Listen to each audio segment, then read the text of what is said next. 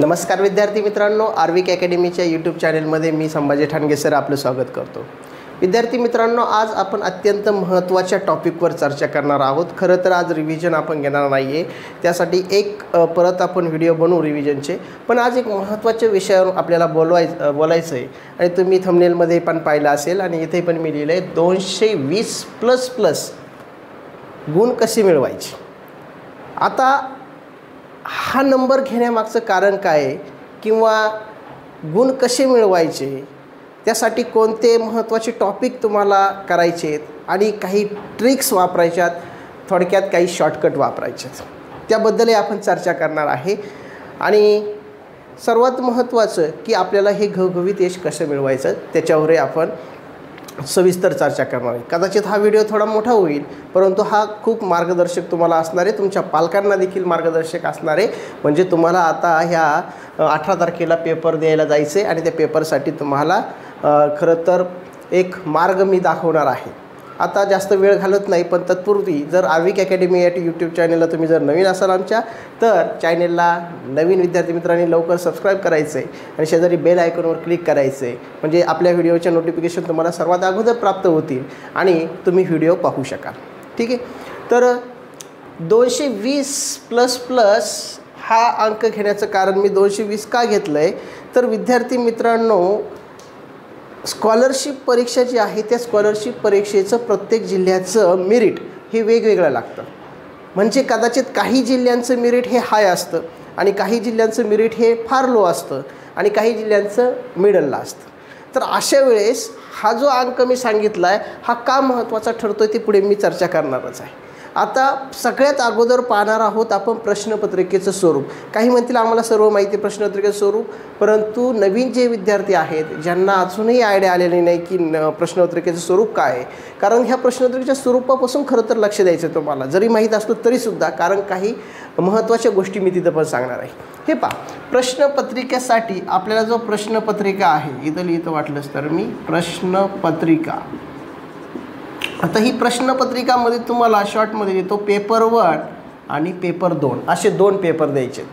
Paper 1ला तुम्हाला काय पहा, भाषा अधिक गणित। आता हे मी कुणाचं सांगतोय, मराठी मीडियमचं, नंतर इंग्लिश मीडियमकडे पण येईल।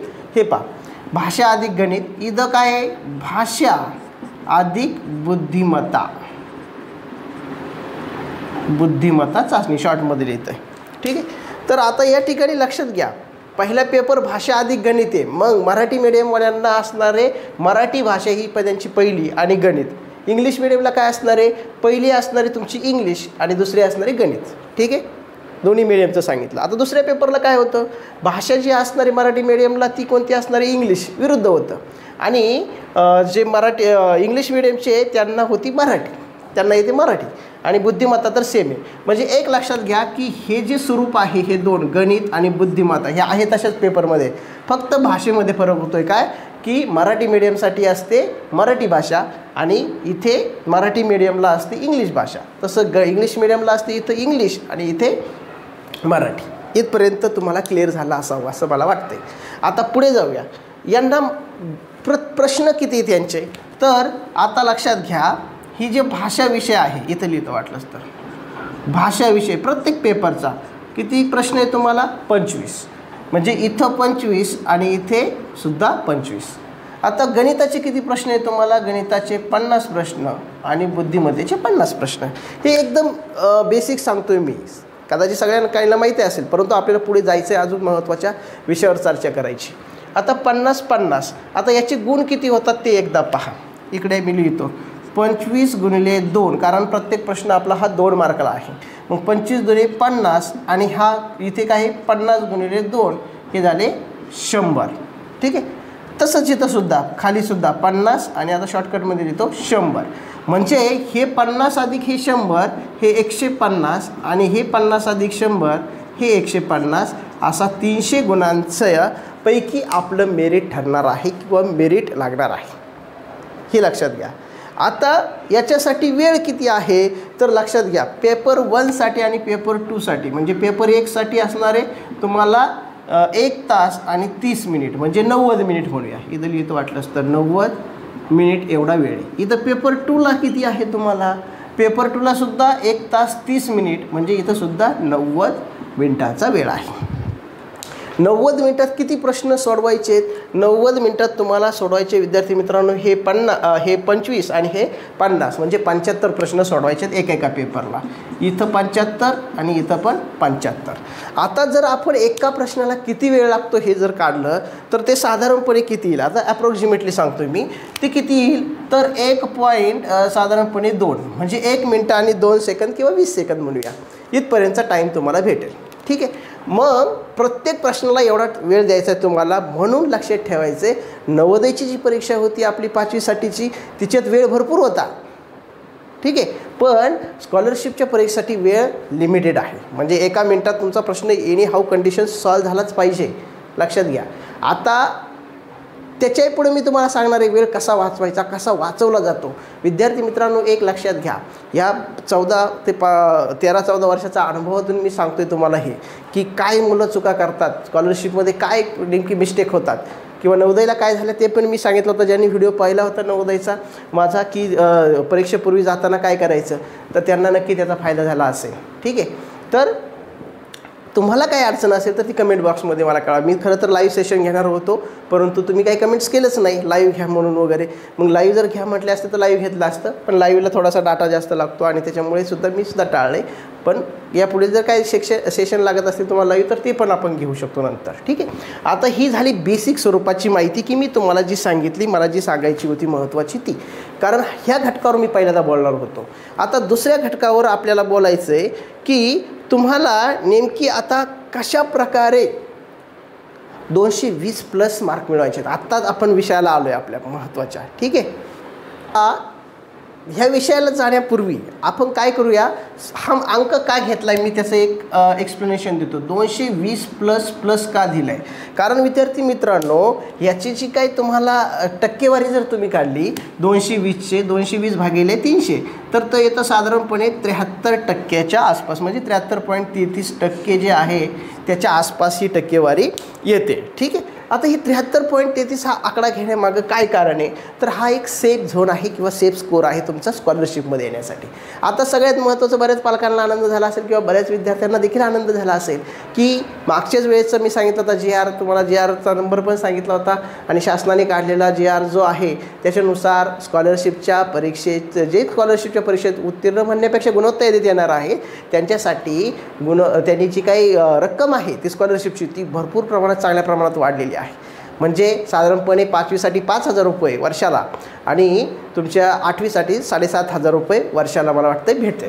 ठीक आहे. म्हणजे ती वाढली, पूर्वी फार कमी होती, पूर्वी म्हणजे फार 1,000च्या आसपासच होती, 1,000 किंवा 1,200 अशी काहीतरी होती, पण ह्यावेळेस ती वाढलेली आहे. स्कॉलरशिप परीक्षेसाठी जी रक्कम आहे ती रक्कम पाहून आपल्याला स्कॉलरशिपची परीक्षा द्यायची नाही आहे. पालकांनाही माझी विनंती आहे, की काय आपल्याला खरं तर पुढच्या स्पर्धा परीक्षेची तयारी करण्यासाठी, त्याचा पाया पक्का होण्यासाठी मुलांना स्कॉलरशिपला बसवायचं आहे. ठीक आहे. अर्थात रक्कम तुम्हाला भेटणार आहे, त्या मुलांच्या भवितव्यासाठी तुम्ही वापरणार आहे, त्याच्याबद्दल काही डाऊट नाही. ठीक आहे. आता डायरेक्टली आपण पुढच्या पॉईंटकडे जाऊया. मी तुम्हाला काय सांगितलं, प्रश्नोत्तरी स्वरूप सांगितलं आहे, हा अंक का निवडला ते सांगितलं, याची टक्केवारी होती 73%. आता काही म्हणतील सर एवढेच टक्केवारीचे सिलेक्ट होतील का, तर नाही. बरेच वेळेला ह्याच्यापेक्षा जास्त मेरिटही लागू शकतं, 75+ सुद्धा लागतं काही जिल्ह्यांचं. काही जिल्ह्यांचं ह्याच्यापेक्षा फार लोअर लागतं, म्हणजे काही जिल्ह्यांचं जर तुम्ही बघितलं तर 65-62%, 60%, इव्हन 55% सुद्धा त्याच्या खालीसुद्धा मेरिट आलेलं आहे. असं नाही काय, पण तुमच्या जिल्ह्याचं काय लागू शकतं, तर ते जर पाहायचं असेल तर तुम्हाला मागचा व्हिडिओ पाहावा लागेल. माझा मागच्या वर्षीचा कट ऑफ जो आहे तो मी सांगितला होता, आणि त्यावेळेस तुम्ही पाहता, परंतु तुम्ही पाहू नका, पालक पाहतील, कारण तुम्हाला वेळ नाही. ठीक आहे. आता जास्त त्याच्यात सखोल जाण्याची गरज नाही.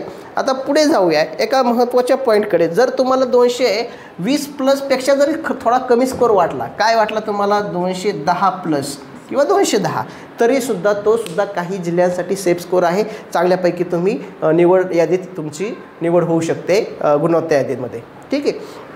आता पुढचं एक जाऊया, की आता हे जे 220 आहे ना, हे 220++ आपल्या डोक्यामध्ये, ते कशी मिळवायची. त्याच्यासाठी माझ्या अनुभवातून आलेले मी तुम्हाला काही इम्पॉर्टंट टॉपिक सांगणार आहे की जे तुम्हाला करायचेच आहे. ते टॉपिक आहेत, ते टॉपिक मी माझ्या एक्सपिरियन्समधून विद्यार्थ्यांच्या काही बऱ्याच प्रमाणात अभ्यास करून मी हे ठरवलेले टॉपिक आहेत. याच्यावर जर तुम्ही भर दिला तर तुम्ही नक्की 220+ जाण्याची शक्यता जास्त आहे आणि किंवा जाणारच हा मला विश्वास आहे. आता पहा, आता पहिल्यांदा आपण भाषा विषयाकडे जाऊ की जी फर्स्ट लँग्वेज आहे. भाषा विषय आपण म्हणूया मराठी. कुणासाठी तर दोन्हीसाठी पण. मराठी म्हणजे तुमचे आता काही फरक आहे. जर तुम्ही मराठी ही जर तुम्ही मराठी मीडियमची बघितली तर हायर लेवलची, आणि मराठी जर तुम्ही बघितला ह्या सेकंड पेपरला म्हणूया, पेपरवर सेकंड पेपरला मग मी सांगितलं होतं, इंग्लिश मिडियमला म्हणाल तर तिथं लोअर आहे. आणि इकडं मराठी मीडियमचं इंग्लिश लोअर आहे आणि तुमचं मराठी इंग्लिश मिडियमचं जी काही इंग्लिश आहे ते हायर आहे. मग थोडा डिफरन्स येतो त्यांच्या काही मूलभूत घटकांकडे किंवा टॉपिककडे. पण तरी मी तुम्हाला एक चांगल्या प्रकारे असे टॉपिक सांगणार आहे की ज्याच्याकडे तुम्हाला आधी लक्ष द्यायचं आहे. आता हे पहा, पहिल्यांदा भाषा विषयाकडे जाऊया. भाषा विषयाचं स्ट्रक्चर दोन्हीकडे बऱ्यापैकी सारखं आहे. एक तुम्हाला काय करायचं आहे पहा, आता ही मार्क्स कसे तुम्ही मिळवणार आहात याच्याकडे आपण जाऊया आणि मग टॉपिककडे जाऊया. थोडा अगोदर एक विषय राहिला होता माझा, तो क्लिअर करतो आणि मग आपण जाऊया. ठीक आहे. तर तो काय आहे, एवढे पर्सेंटेज आपल्याला मिळवायचे आहेत. आणि इकडे मी लिहितो आहे की तुम्हाला काय करायचं आहे, कसे मिळवायचे. तर भाषा विषय जो आहे, आता पहा बरं का, भाषा हा खूप महत्त्वाचा टॉपिक आहे, याच्याकडे लक्ष द्या. भाषा विषयाचे 25 प्रश्न आहे, बरोबर. आपण समजूया की 5 प्रश्न आपले चुकू शकतात. जनरल आहे, एखाद्याचं चुकू शकतं किंवा एखादे स्कॉलर विद्यार्थी असतात तर त्यांचे पैकीच्या पैकी बरोबर येतात. पण आपण साधा सरळ विद्यार्थ्याचं जो माइंड आहे ते आपण लक्षात घेतो, त्याचा इंटेलिजन्स लक्षात घेतो आहे. 20 प्रश्न त्याचे बरोबर आले म्हणजे किती गुण भेटले, 40 गुण भेटले, बरोबर. त्याच्यानंतर दुसऱ्या भाषेला, इथं एक भाषा म्हणतो, भाषा 1, इथं भाषा 2. आता 2 भाषांचा पेपर प्रत्येकाला सोडवायचा आहे. पहिला पेपर आणि दुसऱ्या पेपरमध्ये पण भाषा आहे, ठीक आहे. आता ती मराठी इंग्लिश मी बोलत नाही. दुसरी भाषा किती, 20 प्रश्न गुणिले 2, इथे देखील 40 तुम्हाला गुण आराम के 7 चांगल्यापैकी तुम्हाला घेता येणार आहे. काही डाऊट नाही. चुकू देत, 5-5 चुकले तरी हरकत नाही आपल्याला, पण आपल्याला चुकवायची नाही, आपल्याला जास्तीत जास्त बरोबर आणायचे. आता पुढे तिसरा, ह्या भाषेला जोडीदार कोण आहे, गणित. तुमचा गणित. आता गणिताचा पेपर असतो मॉर्निंगला, ठीक आहे. माइंड चांगलं असतं, सकाळी सकाळी फ्रेश असतो आपण. परंतु होतं काय की गणिताला सोडवताना काही ट्रिक्स माहीत नसल्या कारणाने किंवा काही क्लुप्त्या तुम्हाला माहीत नाही की ज्याच्यामुळे तुम्ही लॉंग कटने जाता आणि त्याच्यामुळे वेळ पुरत नाही. बऱ्याच विद्यार्थ्यांची कंप्लेंट येते, मला ह्या अनुभवातून मी बऱ्याच वेळा पाहिलं आहे की त्यांना वेळच पुरत नाही आणि वेळ न पुरल्यामुळे त्यांनी शेवटचे जे वर्तुळ काळे केलेले असतात ते असेच काळे केलेले असतात की ज्या ठिकाणी कोणते लॉजिक वापरलेलं नाही, म्हणून त्यांचे मार्क वजा होतात काही वेळेला. ठीक आहे. तर असा विचार करून मी सांगतोय की गणित जो आहे त्या गणिताला आपण म्हणूया की 50 पैकी काहींचे नॉर्मल विद्यार्थी म्हणूया किंवा थोडासा हुशार विद्यार्थी म्हणूया. मी याच्यात परत अजून करेक्शन करणार आहे, पुढे सांगतो. 40 गुणिले 2, बरोबर. हे किती झाले, 80 गुण झाले. परत तुमची बुद्धिमत्ता, दुसरा पेपर बुद्धिमत्ता, याच्यासाठी सुद्धा मी 40 किंवा 42 धरतो थोड्या वेळ. 42 गुणिले 2, कारण बुद्धिमत्तेत जरी गणितात विद्यार्थी कमी असले तरी बुद्धिमत्तेत थोडेसे जास्त मार्क्स मिळतात, हरकत नाही. म्हणजे आता पुढे सांगतो, 42 म्हणजे हे तर 2 दूने 4 आणि 2 चौक 8. आता या सगळ्यांची जर टोटल तुम्ही केली, 4 अशी 4, 8 आणि 8 16 आणि 4 20 आणि 4 24, म्हणजे तुमचे गुण होतात 5, तब्बल 244. आणि 244 हा स्कोअर काय खूप कमी नाही, हा स्कोअर खूप मोठा आहे की ज्या स्कोअरमध्ये तुम्ही तर एकदम निश्चितपणे डोळे झाकून तुम्ही ह्या स्कॉलरशिपच्या परीक्षेत निवड होणार ह्याच्याद्वारे. पण आपल्याला स्कोअर किती पाहिजे, 220 210, की जे आपण म्हणतोय साधारण विद्यार्थी आहेत की ज्यांना जास्त अडचणी येत आहेत सॉल्व करायला. मग त्यांच्यासाठी काय करायचं, आपण स्कोअर कमी करू. आता हे मी टॉप विद्यार्थ्यांचं सांगितलं की जे अजून टॉप करू शकतात. 244 264 266 असे मिळवणारे सुद्धा विद्यार्थी आहेत, मी पाहिलेले आहे. ठीक आहे. तर आता पुढे एक लक्षात घ्या, ह्याच्यात मी हे नाही धरलं की काही क्वेश्चन कॅन्सल होतात. कॅन्सल जर झाले काही क्वेश्चन चुकीचे असल्यामुळे तर आणखी स्कोअर तुमचा वाढतो त्यावेळेस, कारण ते कॅन्सलच धरतात. म्हणजे समजा 4 क्वेश्चन कॅन्सल झाले, 200 300, आता तुमचं थोडक्यात म्हणूया किती, 4 क्वेश्चन कॅन्सल झाले म्हणजे 150, तुमचे किती, एक क्वेश्चन 75 75 150, म्हणजे 150 वजा तुमचे 150 वजा 4 146, म्हणजे 146 पैकीच तुमचं मेरिट लागणार आहे. मग त्यावेळेस तुमचा स्कोअर अर्थात तुमची टक्केवारी वाढणार. ठीक. आता पुढे जाऊया. आपल्याला ह्याच्याकडे जायचं नाही, कारण बऱ्याच जणांची अडचण येऊ शकते, सर आमचे 40 प्रश्न बरोबर येतील का, 42 येतील का, हे हाय होतात. मग थोडं भाषेत मात्र आम्ही साधारण आहोत, भाषेमध्ये मराठी भाषेत नक्की आम्हाला चांगले मार्क मिळू शकतील, प्रॉब्लेम नाही. उलट अजून जास्त मिळवा. जर तुमची कॅपॅसिटी असेल 20च्या पुढे 22 मिळवा, 23 मिळवा, चांगलंच आहे. म्हणजे आपल्याला सेफमध्ये राहता येईल. इथे पण इंग्लिशमध्ये थोडी अडचण येते सर, तर त्यावेळेस काय करू शकता, इंग्लिशमध्ये थोडेसे 20पर्यंत कसं तरी जायचंच आपल्याला, हे टार्गेट ठेवायचं. 5 प्रश्नांची मी तुम्हाला सूट दिली. आता इथं गणित आणि ह्याच्यामध्ये काय करू शकता, याला अजून मी लोअर करू शकतो 35पर्यंत. किती? 35. म्हणजे तुमचे अजून 5 क्वेश्चन मी मायनस केले. चला ठीक आहे. आणि याचे जास्त केलेत थोडेसे अजून, म्हणजे 7 प्रश्न वजा केले. ठीक आहे. मग तुम्ही एवढं तर करू शकता, 35 प्रश्नापर्यंत तर जाऊ शकता. असे बरेच विद्यार्थी सर आम्ही 30 आणि 35च्या मध्ये असतो, अजून थोडासा जर अजून हे त्याला म्हणूया अजून कष्ट घेतले तर आम्ही तिथपर्यंत जाऊ शकतो. मग त्यांच्यासाठी खूप छान आहे. 35 म्हणजे किती झाले मग अशी 40 अधिक 40, हे तर आपले कंपल्सरी ठेवले आपण भाषांचे. ठीक आहे. त्याच्यानंतर पुढचा आपण घेतोय 35 म्हणजे 70 मार्क आणि ही झाली 70. आता पहा बरं, 0 7 7 14 4 18 4 22. पहा ॲक्युरेट स्कोअर आला आपला किती? 220. आता काही म्हणते सर 220 स्कोअर आला ह्याने तर येतोय, पण समजा अजूनही आमची काही अडचण असेल, आम्ही अजूनही थोडंसं वीक राहिलो कशात तरी काळजी करायची कारण नाही. अजून तुम्हाला कमीत कमी 10 मार्कापर्यंत कन्सेशन भेटू शकतं. म्हणजे काय तर 5 क्वेश्चन तुम्ही कुठे पण करा, म्हणजे गणितात किंवा बुद्धिमत्तेत अजून तुम्हाला संधी आहे. म्हणजे तिथं समजा आपण म्हणूया गणितात अजून 2 प्रश्न चुकले, म्हणजे 33 प्रश्नापर्यंत गेले, किंवा 3 चुकले आणि बुद्धिमत्तेत 2 चुकले, म्हणजे तिथंही 33 आणि इथं 35 वजा 3 केले, बरोबर 32. म्हणजे इथपर्यंत तर होऊ शकतं. आता मात्र सेफ आहे. आता ह्याच्या खाली जाऊ नका, ह्याच्या खाली जाण्यात अर्थ नाही, कारण ह्याच्या खाली जर गेला तर मग डेंजर झोनमध्ये येतात थोडासा. काय कारण 210 म्हणजे तुमचे साधारणपणे 70% होतात माझ्या माहितीप्रमाणे होतील. मी काही कॅल्क्युलेशन केलं नाही, पण 70%च्या आसपास. तो मात्र ठीक आहे. पण तरीसुद्धा मी तुम्हाला आवर्जून पुन्हा सांगतोय, हा 220 प्लसच लक्षात ठेवा, कारण मागच्या वेळेस काही जिल्ह्यांचं मेरिट 75 प्लस गेलं होतं. ठीक आहे. म्हणून हे लक्षात ठेवा. आता सगळ्यांना इथपर्यंत आयडिया आली असेल की आपल्याला किती मार्क्स मिळवायचे, 220 प्लस किंवा आपलं 210 प्लस काय असेल ते. दुसरं, भाषेला किती मिळवायचे, गणिताला किती मिळवायचे, बुद्धिमत्तेला किती मिळवायचे, त्याच्यात प्लस तुमचा स्ट्रॉंग पॉईंट. एखाद्याला बुद्धिमत्ता खूप छान जात असेल त्याला अजून चान्सेस आहे, एखाद्याला गणित थोडं वीक जाते परंतु भाषेमध्ये त्याचा कॉन्फिडन्स जास्त आहे, तिथं 2-3 प्लस करू शकता. म्हणजे 22 2 प्रश्न तिथं कॅरी करू शकता, तुम्ही घेऊ शकता. ठीक आहे. म्हणजे हे लक्षात घ्यावा. हे सूत्र एकदा लक्षात ठेवलं, फिट केलं की तुम्हाला नक्की यशाचा मार्ग दिसणार आहे. हे मी माझ्या अनुभवातून सांगतोय. हे पण आवर्जून घ्या. मी बराच स्टडी केला याच्यावर, की बऱ्याच विद्यार्थ्यांचा स्टडी केलेला आहे आतापर्यंतच्या माझ्या ह्या करिअरमध्ये, की कसे विद्यार्थी कुठं चुकत आहेत.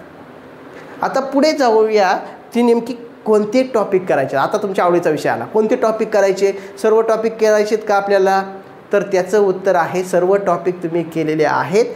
तुम्ही रिव्हिजन करताय आणि सध्याला जर समजा असं वाटलं की सर हा टॉपिक करून दमलो आहे, परंतु याच्यामध्ये मला काय स्कोअर येणार किंवा येत नाही, किंवा त्याच्यामध्ये मला चुकत आहेत, तर मग असे टॉपिक स्किप केले म्हणजे कसे, तिथं सोडवताना थोडासा त्याला कमी आपण व्हॅल्यू दिली आणि दुसऱ्याला जास्त दिली तर तिथे नक्की फायदा होतो. म्हणून हे एक तंत्र आहे की तुम्हाला कोणते टॉपिक करायचे आहेत आणि कुठे जास्तीत जास्त मार्क मिळवायचे त्याच्यावेळेस आपण चर्चा करूया. मला कल्पना आहे की व्हिडिओ मोठा होतोय, परंतु तुम्हाला नक्की मार्गदर्शक हा ठरणार आहे आणि परीक्षेला तुम्हाला नक्की उपयुक्त ठरणार आहे. आणि ह्याच्यानंतर जेव्हा कधी परीक्षा होईल तेव्हा मला कमेंट बॉक्समध्ये नक्की कळवा पुढच्या व्हिडिओमध्ये की आम्हाला सर उपयोग झाला आहे म्हणून. ठीक आहे. टॉपिक वाईज थोडीशी चर्चा करूया. टॉपिक वाईज का करायची, कारण कोणते टॉपिक करायचे आम्ही तर काय ॲनालिसिस केलेच नाही, पण मी ॲनालिसिस केलेलं आहे.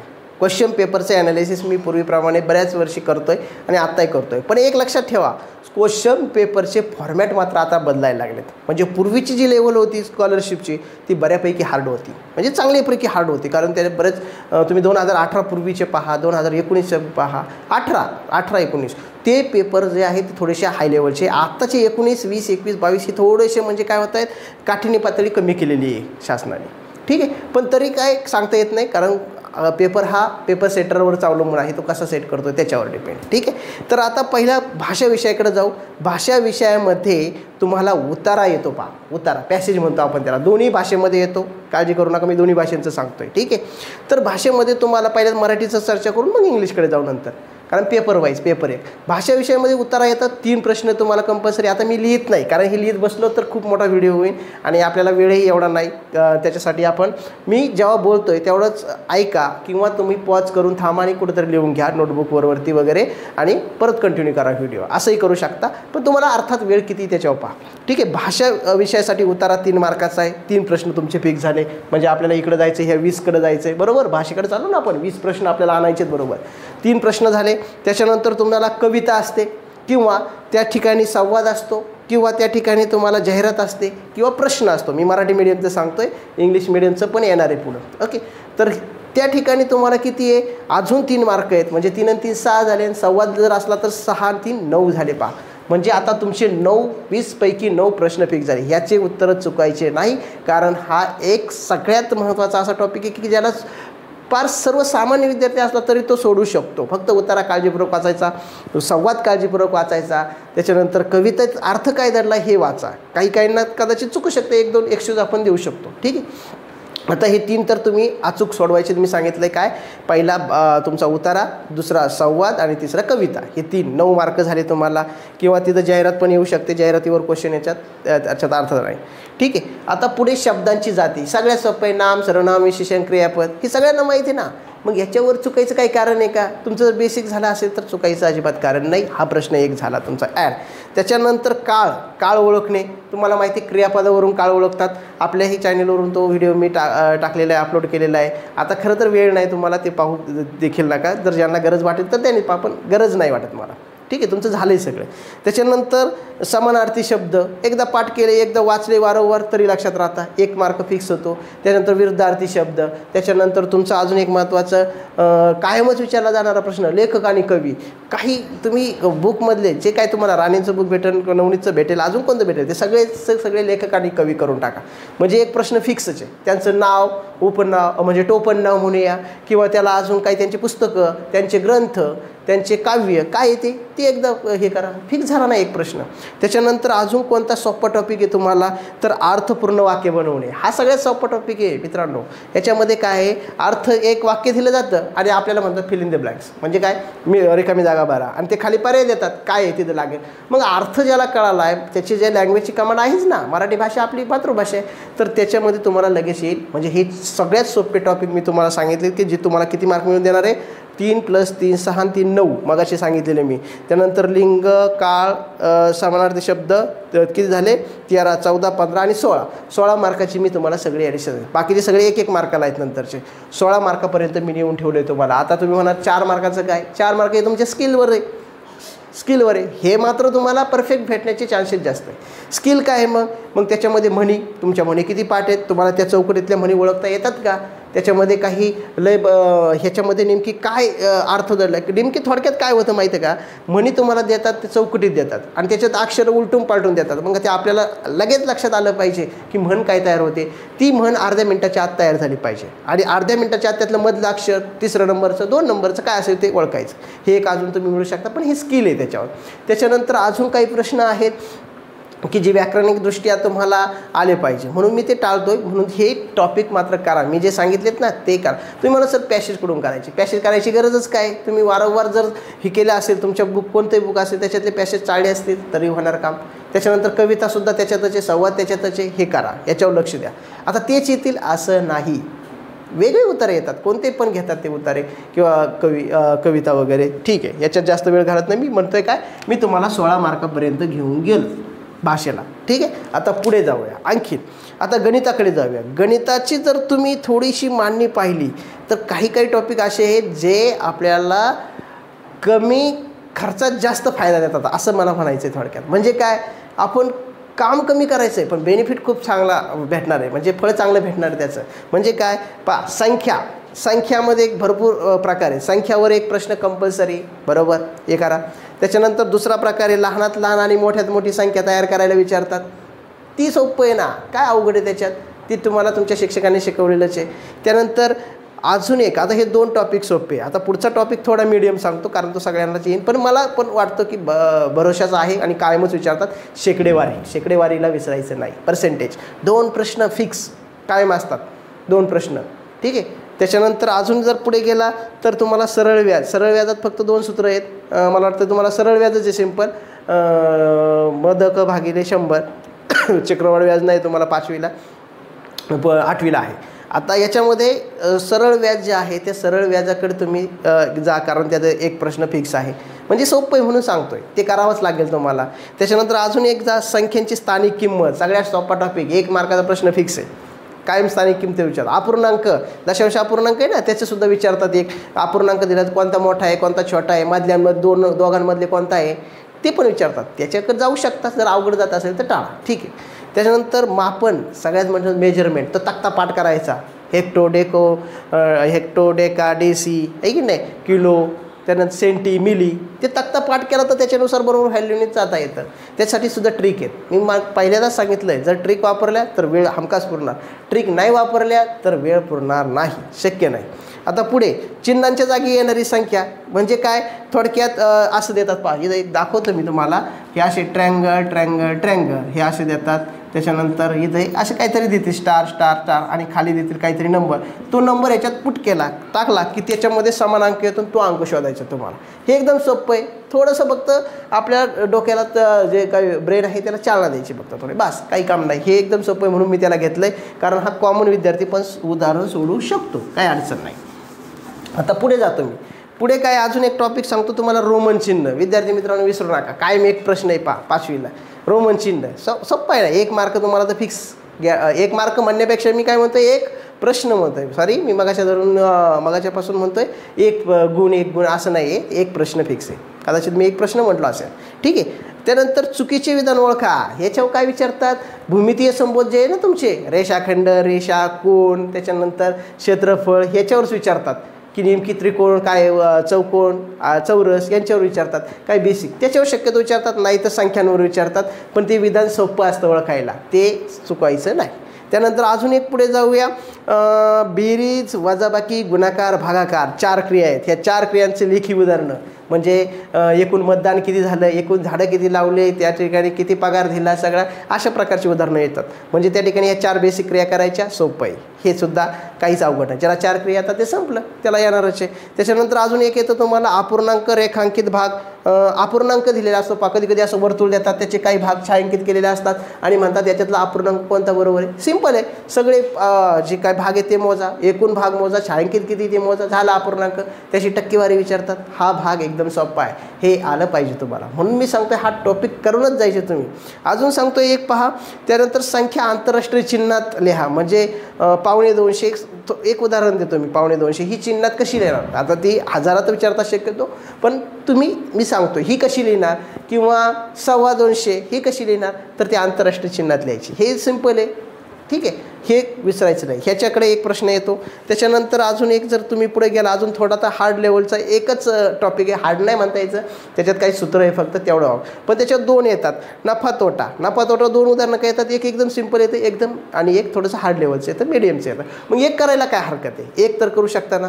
त्याच्यानंतर अजून पुढे गेला तर सगळ्यात मोठा आणि तुमचा फेवरेट टॉपिक काय, चित्ररूप. म्हणजे त्याला मला वाटतं इंग्लिशमध्ये पिक्टोग्राम म्हणतो. म्हणजे चित्र देतात, अशी एक सारणी, एक टेबल देतात, त्यांची संख्या देतात चित्रांची, आणि त्याच्यावरून आपल्याला काही प्रश्नांची उत्तरं देतात. मग एक प्रमाण दिलेलं असतं, एक चित्र बरोबर 5 युनिट किंवा 5 एकक, 1, 2 एकक, 2 एकक, आणि त्याच्यावरून काढायचं. हे विद्यार्थी मित्रांनो चुकवायचं नाही. मी माझ्या विद्यार्थ्यांना कायम सांगतो, हा म्हणजे बोनस पॉईंट आहे तुमचे. 2 प्रश्न म्हणजे पार एकदम सर्वसामान्य विद्यार्थी असू द्या, तो सुद्धा बरोबर सोडवणार आहे. अशा ट्रिक्स आपण देत असतो आणि ते तुम्हाला वापरायच्या त्या ठिकाणी. आता पुढे जाऊया, भूमितीय संबोध जे आहे, म्हणजे मगाशी काय सांगितले, रेषा, रेषाखंड, त्रिकोण वगैरे यांच्यावर एखादा प्रश्न अर्धा असतो. त्याच्यानंतर दस्ते, रीम, ग्रॉस ह्याच्यावर, किंवा अजून एक आहे त्याच्यामध्ये मला वाटतं डझन, याच्यावर एक प्रश्न असतो. विद्यार्थी मित्रांनो इथं काहीच करायचं नाही, इथं काय करायचं तुम्हाला लक्षात ठेवायचं, 1 डझन बरोबर 12 नग आहे की नाही, हे असं लक्षात ठेवायचं. 1 डझन बरोबर 12 नग. एक ग्रॉस म्हणजे किती, किंवा त्याच्यामध्ये तुम्हाला अजून जर गेले तर दस्ते किती आहे, कशाचे बनलेत, तर तेवढं फक्त माहीत पाहिजे का लगेच तुम्हाला एक प्रश्नाचं उत्तर फिक्स झालं. हे सोपे टॉपिक आहे, मी अभ्यासपूर्वक सांगतोय तुम्हाला, याच्यात चुकू नका, हे तुम्हाला बोनस मार्क आहेत. त्याच्यानंतर अजून जर गेले तर पदावली. आता काही विद्यार्थ्यांना पदावली थोडंसं जड जाऊ शकतं, कारण त्याच्यात वापरावं लागतो कधी कधी कंचे भागू बेवचा नियम. त्याने गेला तर चालतं. कधी कधी सरळ विचारतात पदावली, मग त्याच्यात कन्फ्युजन होऊ नका. इथं मी थोडासा प्लस मायनस धरतो की एखादा सर्वसामान्य विद्यार्थी असेल तर नाही जमणार, त्यांनी टाळावं. ज्याला येतं आहे त्याने मात्र सोडवायला पाहिजे. तर मग तो सोपं आहे. आपल्या चॅनलवरून सुद्धा त्याच्यावर व्हिडिओ आलेले आहेत. आता हे झालं तुमचं. मी कितीतरी मला वाटतं साधारणपणे 16-17 टॉपिक सांगितलेत. याच्यावर फोकस आधी करा आणि नंतर मग बाकीच्या टॉपिकवर फोकस करा. मी सगळे टॉपिक सांगितलेले नाही, परंतु जे तुमच्या आवाक्यात आहेत ते मात्र मी तुम्हाला सांगितले. तर संख्या जर मोजली आपण 2 आणि 1 3 आणि 2 5 1 6 7 8 9 10 11 12 13 14 15 16 17 18 19 20 21 22 22 प्रश्न मी तुम्हाला सांगितलेत. आता तुमचं काम काय सांगा मला. 22-35 पैकी मी किती सांगितले, म्हणजे आपल्याला 35 प्रश्न बरोबर आले पाहिजे. त्याच्यापैकी 22 तर मीच सांगून टाकलेत की एवढे टॉपिक तुम्ही करा. आता तुम्हाला जर अजून सखोल जायचं असेल तर मग याच्यामध्ये थोडंसं हे टॉपिक आहेत, म्हणजे जे थोडेसे तुम्हाला बुद्धीला चालना द्यावे लागतील. आहेत असे टॉपिक की जे तुम्हाला थोडासा विचार करून सोडावे लागतील, पण ते येतात, फार अवघड नाही. एक लक्षात घ्या की परिषदेने किंवा जी काय आपली महाराष्ट्र राज्य परिषद असते, हे प्रश्नपत्रिका ते हे काढत असतात, त्यांनी सिलेबसमध्ये सांगितलं आहे की तुम्हाला किती टक्के प्रश्न सोपे असणार, किती टक्के मीडियम असणार आणि किती टक्के हार्ड असणार. तर बहुतांशी त्यांनी सांगितलं आहे 30% मला वाटतं आहे 30 किंवा जास्त, आता मी विसरलो ते, मला वाटतं साधारणपणे 30 ते 40% प्रश्न हे जे असणार आहेत. 40 म्हणलं तर 30% परत काय असणार आहेत, मीडियम असणार आहे. आणि राहिलेले 30% किंवा 20% प्रश्न हे तुमचे थोडेसे हार्ड लेवलचे म्हणतात असणार. मग आपल्याला एवढेच घ्यायचे आहेत ना, 40 + 30 70%, त्याच्यातच आपलं सिलेक्शन होणार आहे. लक्षात घ्या. आता पुढे हे झालं तुमचं. आता व्हिडिओ थोडा मोठा होतोय पण सांगणं गरजेचं आहे. ठीक आहे. गणिताचं मी सांगितलं तुम्हाला 22पर्यंत नेऊन ठेवलं आहे, 22 ते 25पर्यंत. अजून 10 तुम्ही मिळवा, फक्त 10 ते 12 कुठून मिळवायचे, कसे मिळवायचे हे तुम्हाला आता ट्रिक आलेली. आपला प्लस पॉईंट पहा आणि त्याच्यानुसार मिळवा. आता पुढे जाऊया इंग्लिश विषयाकडे. थोडक्यात सांगणार आहे. इंग्लिशमध्ये तुम्हाला पहा, आता दोन्हीकडे पण पझल येतं पहा, म्हणजे त्याच्यामध्ये तुम्हाला करेक्ट स्पेलिंग ओळखायला विचारतं, ते व्यवस्थित लावून घ्यायचं स्पेलिंग. आता तुमची व्हॉकॅब्युलरी कशी त्याच्यावर, पण एकदम सिंपल आहे, ते काय अवघड नसतं. 2 + 1 म्हणजे त्याला डायग्राम पण विचारतात. अशा चौकटीतल्या डायग्राम दिल्या जातात किंवा आकृत्या दिल्या जातात आणि त्याच्यात विचारलं जातं, ते एक सोडवायचं. 2 प्रश्न त्याच्यावर आणि 1 प्रश्न तुमच्या पझलवर, असे 3 प्रश्न झाले. सॉरी. आता पुढे पाहूया पॅसेज परत इथं सुद्धा आहे. मी म्हणलं होतं भाषेला पॅसेज आहे, मराठीला जसं असं तिकडे इकडे आहे. 3 मार्काला तुम्हाला पॅसेज आहे, बरोबर. त्याच्यानंतर पॅसेजला किती मार्क्स आहेत, 3 मार्क्स आहेत, म्हणजे 3 मार्क्स नाही म्हणता यायचं, 3 प्रश्न आहेत. 3 + 3 6 झाले, बरोबर.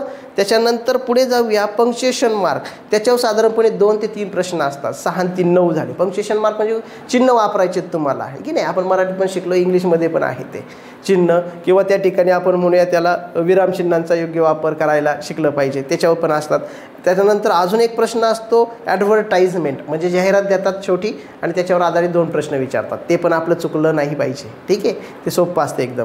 त्यानंतर अँटेनम्स हे जरा थोडे डिफिकल्ट जाऊ शकतात. जर तुमचं वाचन चांगलं असेल तर येऊ शकतं, सहजासहजी सोपं असेल तर. त्यानंतर क्लॉकवर कायमच एक प्रश्न आहे पहा, क्लॉक घड्याळावर, म्हणजे पास्ट किती टाईम झाला आहे किंवा तो टाईम तुम्हाला दर्शवायचा आहे ते विचारतं. एकदम सोपं आहे, त्याच्यात मार्क जाऊ द्यायचे नाही. त्यानंतर पार्ट्स ऑफ स्पीचवरती, म्हणजे जसं तुम्ही मराठीत 8 शब्दांच्या जाती तसेच इंग्लिशमध्ये तुम्हाला पार्ट्स ऑफ स्पीच आहे ते तुम्हाला करायचं. नाऊन, व्हर्ब, ॲडव्हर्ब, ॲडजेक्टिव्ह, आहे की नाही, ते सगळं त्याच्यावर सुद्धा एक प्रश्न आहे, ते चुकू द्यायचं नाही. एकदम सिंपल सांगतोय. आता हे जर तुम्ही एवढे टॉपिक केले ना, हे जे सांगितलेले, तरी किती मिळतात, 3 + 3 6, 6 + 2 8 9 10 11 12पर्यंत गेले. आणि त्यापर्यंत नंतर पंक्च्युएशनचे साधारणपणे 3 15पर्यंत मी तुम्हाला नेऊन ठेवले. परत किती, 15. भाषा 2ला 15. आता तुमचं काम आहे 5 प्रश्न गोळा करायचे. 5 प्रश्न आपले बरोबर आले पाहिजेत. आता काही नाही, फार टेन्शन घ्यायचं नाही. एखाद्याला समजा हे थोडंसं जड जातं आहे, त्यांनी भाषेत कवर करायचे, ते थोडंसं इकडे तिकडे होणार आहे तुमचं, त्याच्यात काय नाही. पण आपला अंदाज काय 20-20चा टार्गेट ठेवायचंच, चुकवायचं नाही. आता हे जे सांगितलेले हे करा, त्याच्या व्यतिरिक्त तुमची काय ॲबिलिटी ते करा, चांगले जे आहेत. आता कमी वेळ आहे, आठवड्याचाच कालावधी राहिला आहे आणि त्याच्यासाठी तुम्हाला आता दडपण येणं साहजिक आहे. परंतु ही जर आयडिया वापरली तर मात्र तुम्ही सक्सेस होण्याचे चान्सेस जास्त आहेत. अजून पुढे जाऊया. आता सगळ्यात महत्त्वाचा सगळ्यांचा आवडीचा विषय आला आहे, बुद्धिमत्ता. आवडीचा याच्यासाठी म्हणतोय की विद्यार्थ्यांना जर ट्रिक्स माहीत असतील ना, तर याच्यात पार आउट ऑफ मार्क्स मिळण्यापर्यंत विद्यार्थी जातात, म्हणजे चांगल्यापैकी मार्क्स घेतात. म्हणजे भाषा आणि हे जे आहे ना, भाषा आणि तुमचं सेकंड पेपर, भाषा कोणती आहे आता, जे माझ्याकडे विद्यार्थी होते ते विद्यार्थ्यांनी जवळजवळ 146 मार्कापर्यंत मजल वाढली होती. म्हणजे 146 पर्यंत जातात ते गेले होते, म्हणजे 150पैकी. म्हणजे त्यांनी कशात मिळवले जास्त मार्क? मग त्यांची एखादी भाषा चुकले होते, म्हणजे एखादा चुकला होता मला वाटतं, एखादा 2, पण बुद्धिमत्तेत मात्र त्यांनी घेतले होते मार्क्स. का? कारण ट्रिक्स माहिती आहे. ट्रिक्स माहीत असतील तर तुम्ही नक्की सक्सेस होणार. आता यातले पॉईंटवर कोणत्या भर द्यायचा आहे ते मी पण सांगतो. मी नोट डाऊन केलेलं आहे ते. त्याच्यामधला पहा, त्याच्यामध्ये तुम्हाला असतं सूचना पालन. याच्यावर हे बोनस मार्क आहे विद्यार्थी मित्रांनो. सूचना पालन, एक सूचना दिली असते, एक काय देतात त्याच्यामध्ये शब्दांची सूचना असते, अंकांचं असतं किंवा अक्षरांचं असतं. डावीकडचा शब्द, उजवीकडचा शब्द, मधला शब्द, कितवा शब्द, हे असे शब्दाचं हे सोडवायचे नाही. असे तुम्हाला 4 प्रश्न आहेत, तब्बल 4. म्हणजे इथं तुमचे झाले साधारणपणे 4 दुणे 8 मार्क. पहिलाच टॉपिक सांगितला, याला चुकवायचं नाही, हा करूनच जायचा. ठीक आहे. त्याच्यानंतर दुसरा तुम्हाला एक जास्त वेटेजचा पण म्हणजे सोपा सांगतो, इंग्रजी अक्षरमाला. जी अक्षरमाला आपल्यावरती दिलेली असते त्या ठिकाणी आपल्याला शोधायचं आहे. तिथंही तसेच प्रकारचे प्रश्न असतो, एक प्रश्न फिक्स झाला. ठीक आहे.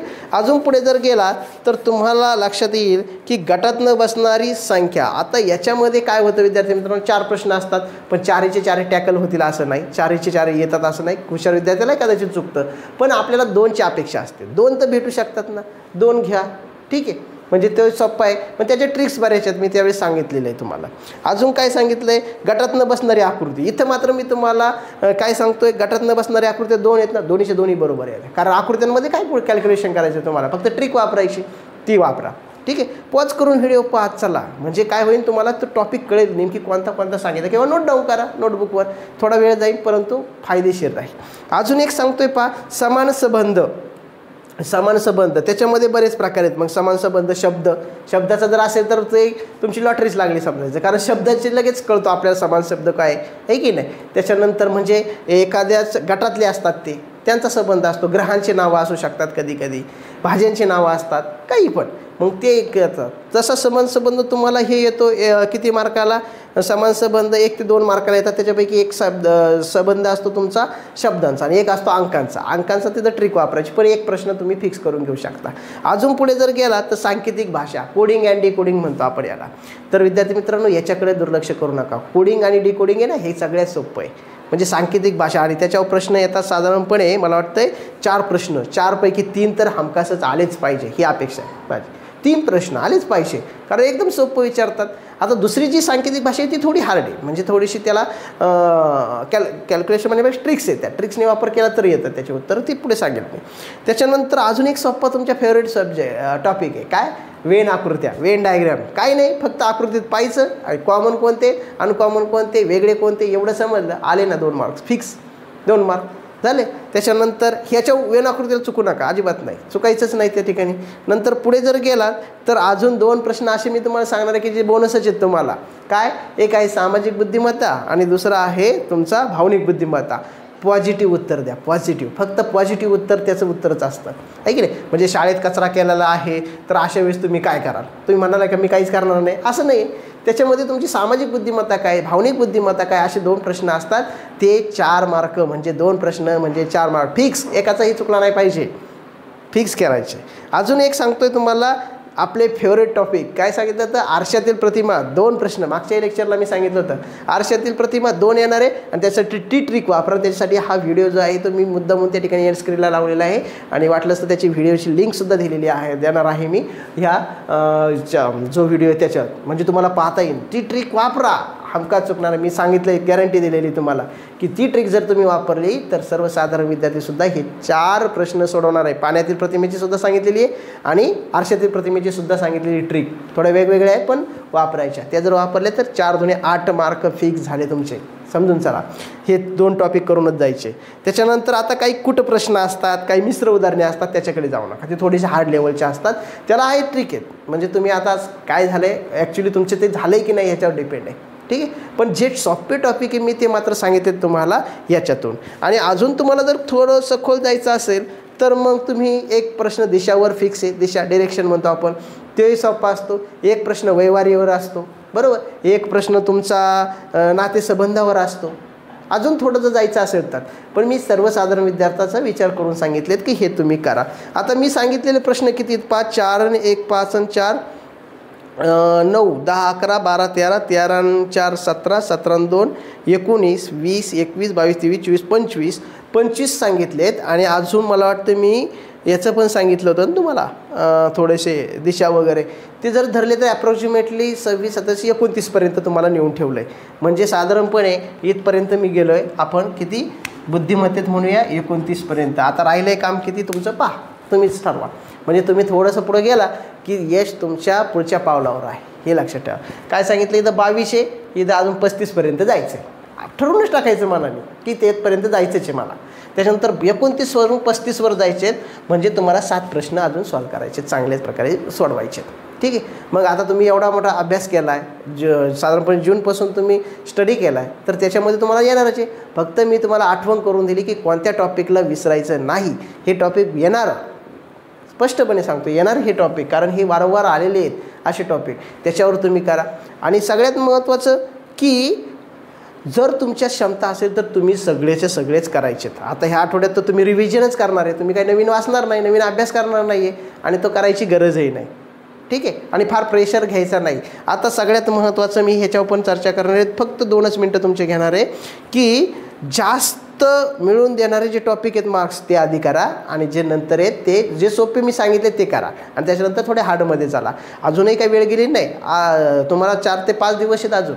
त्याच्यामध्ये तुम्ही जर चांगल्या प्रकारे जर स्टडी सुरू केला आहे अजून, म्हणजे पूर्वी तर केला आहे पण अजूनही लक्ष दिलं तर नक्की तुम्हाला चांगले मार्क्स मिळतील, ह्याची मला गॅरंटी वाटते. ठीक आहे. आता सगळ्यात महत्त्वाचं परीक्षेच्या वेळेला काय करायचं. परीक्षेच्या वेळेला साधारणपणे आता जाताना सकाळी आपल्या केंद्रावर जायचं आहे, अचूक वेळेत जायचं आहे, आणि जाताना पोटभर नाश्ता करून जायचं आहे. आणि त्याच्यानंतर तुम्हाला पेपर द्यायचा आहे.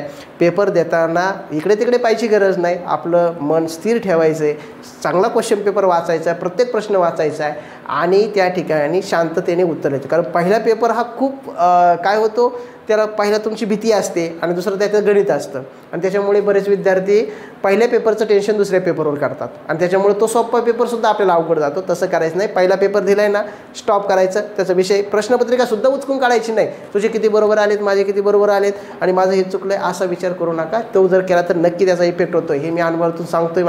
मी माझ्या विद्यार्थ्यांना कायम सांगत असतो, पहिला पेपर संपला, बॅगेत ठेवला, त्याचा डायरेक्ट घरी गेल्यावर उचकायचा. समजलं. कारण त्यावेळेस तर ॲन्सर की जर आपल्या चॅनलवरून पब्लिश होते मग त्यावेळेस चेक करा, किंवा अजून कोणाची आली आहे तर त्याच्यावरून चेक करा, हरकत नाही. पण त्यावेळेस तो स्टॉप करा. डायरेक्ट लंच घ्यायचा आपला, लंचमध्ये डबा हलका हलका अन्न खा, त्याच्यानंतर थोडासा आराम करा, आणि मग पेपरला जायचं. आराम करा म्हणजे झोपू नका, फक्त आराम करा म्हणजे शांत बसून राहा. काही चर्चा करू नका, कोणत्या फॉर्म्युल्याची कोणते पुस्तकं वाचायची गरज नाही. जास्त वाचायला गेला तर आणखी कन्फ्युजन होईल. ठीक आहे. ते करा आणि पेपर शांततेने सोडवा. आणि सर्व विद्यार्थ्यांना 18 फेब्रुवारीची जी परीक्षा होणार आहे ह्याच्यासाठी याच्या आर्विक अकॅडमी या यूट्यूब चॅनलकडून मी वैयक्तिकरित्या आणि चॅनलच्या वतीने तुम्हाला हार्दिक शुभेच्छा देतो, आणि तुम्हाला सगळ्यांना 220+ वर मार्क्स मिळावेत अशी माझी अपेक्षा आहे, आणि माझी अशी तुम्हाला शुभेच्छा देखील आहे. नवीन व्हिडिओमध्ये आपण नक्कीच भेटूया रिव्हिजनच्या. तोपर्यंत धन्यवाद.